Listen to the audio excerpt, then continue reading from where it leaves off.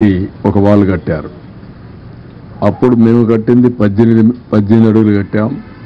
వాళ్ళు కట్టింది 14 అడుగులు కట్టారు. దాని పక్కన కొత్త గవర్నమెంట్ వచ్చినా కట్టారు. ఏదైతే 14 అడుగులు కట్టారో ఆ 14 అడుగులు పొంగి కృష్ణా నుంచి నీళ్లన్నీ కూడా కృష్ణ లంకలకు వచ్చే పరిస్థితికి వచ్చాయి. ఇది ఎప్పుడు కూడా ఊహించని పరిణామం. ఇంకొక పక్కన ఏదైతే ఈరోజు భవానీపురంలో స్వాతి థియేటర్ ద్వారా వచ్చే నీళ్లన్నీ మళ్ళీ ఆ నీళ్లని కూడా వ్యాంబే కాలనీకి ఇవన్నీ వచ్చేసి మొత్తం కలిసిపోయే పరిస్థితి వచ్చింది. ఇది ఏ విధంగా హ్యాండిల్ చేయాలనో అన్ని విధాల ప్రయత్నం చేశాం. కానీ ఈరోజు ఏదైతే వాటర్ రిసీడ్ అయిన తర్వాత కృష్ణా నుంచి అక్కడ భవానీపురంకి వచ్చే నీళ్లు తగ్గాయి, ఓవర్ఫ్లో తగ్గింది, అది కంట్రోల్ అయింది. కృష్ణా లంకలో కూడా కంట్రోల్ అయ్యే పరిస్థితి వచ్చింది. అయితే ఇంకా ఏదైతే ఇక్కడ ఉండే మనం సింగ్ నగర్లో ఉండే ఇది మాత్రం ఇంకా నీళ్లున్నాయి. ఒక 1.5 అడుగులు తగ్గాయి. ముందు కంటే నిన్నటి కంటే కూడా అక్కడ కూడా కొద్దిగా తగ్గాయి.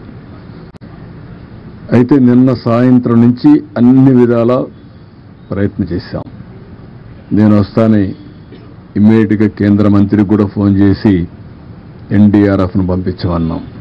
వాళ్ళైతే ట్రైన్డ్గా ఉంటారు, బోట్లు వస్తాయి, మనుషులు వస్తారు, ట్రైన్డ్గా ఉంటారు కాబట్టి ఇమ్మీడియట్గా ఆపరేషన్ దిగ్గలుతారనే ఉద్దేశంతో వాళ్ళు రమ్మన్నాం.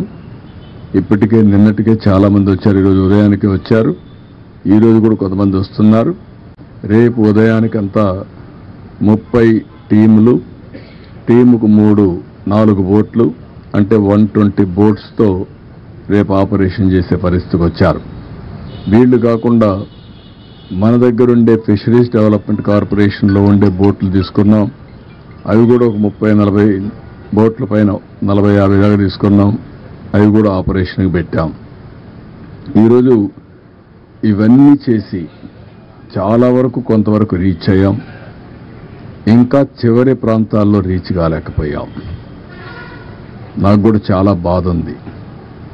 ఎందుకంటే ఎన్ని ప్రయత్నాలు చేసినా, ఎంత పుష్ చేసినా, అధికార యంత్రాంగాన్ని ఎంత మేమందరం కలిసి వర్కౌట్ చేసినా లాస్ట్ మైల్లో మేము ఫుడ్ సప్లై చేయలేకపోయాం.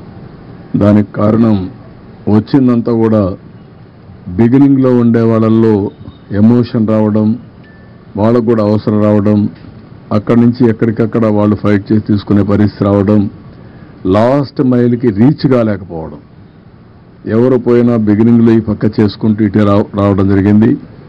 దీనివల్ల చాలా ఒక బాధ, మానవత్వానికి చాలా బాధేసే పరిస్థితి వస్తుంది. ఓసారి నిస్సహాయత, ఇంకొకసారి బాధ. ఎందుకంటే చాలామంది ఈరోజు చూస్తే చాలా ప్యాథటిక్ స్టోరీస్. నేను సాయంత్రం మళ్ళీ వెళ్ళాను. నేను 6-7 సార్లు వెళ్ళుంటాను. నేను సకల విధాల ప్రయత్నం చేస్తున్నా. ఎట్టి పరిస్థితుల్లో లాస్ట్ మైల్కి ఇవ్వాలనేది నా యొక్క ప్రగాఢమైనటువంటి ఆకాంక్ష. ఎట్టి పరిస్థితులు చేయాలనే దృఢ సంకల్పం.